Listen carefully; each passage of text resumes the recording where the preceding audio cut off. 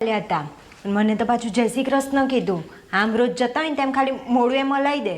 પાછું જતી રહી તો પાછી બોલાવી મને કહે છે ઘેર આવજે, રક્ષાબંધન આવે છે તો 2-3 સાડીઓ લઈ જજે.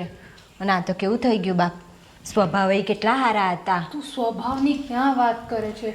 સ્વભાવ તો એમનો એટલું સારું હતું ને, હંમેશા હસતા રહેતા ને બધાને હસાવતા રહેતા.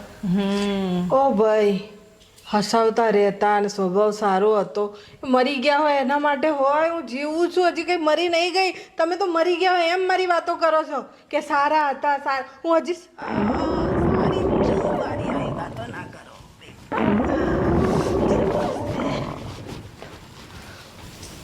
રામુ મહારાજ, દાળ એમણે જાતે બનાવી હતી કે તમે બનાવી હતી? અરે ના ના, એમણે તો બરોબર પાણી ગરમ કરતા નથી આવડતું, તો દાળ ક્યાંથી બનાવી? એ જ બની બિચારા.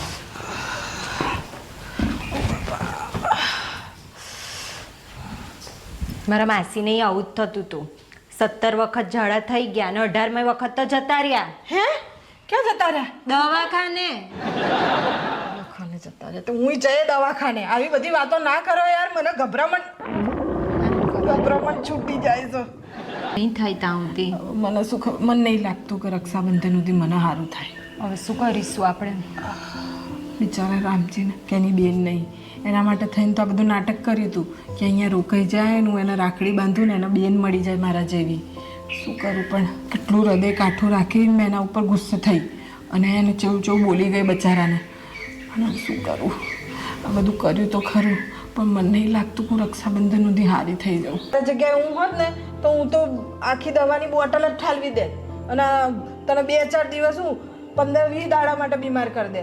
તું તો થોડો હારો છે, જરીક નાખી એટલે હું 2-4 દિવસ બીમાર રહે.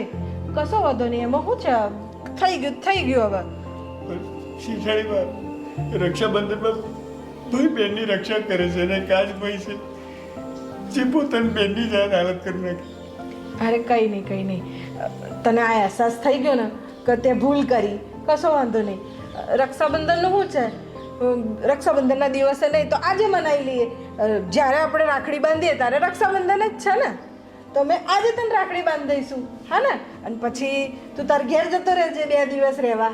ના ના, મારી ઘરે નથી જવું, હું અહીંયા જ રહીશ. અરે કશો વાંધો નહીં.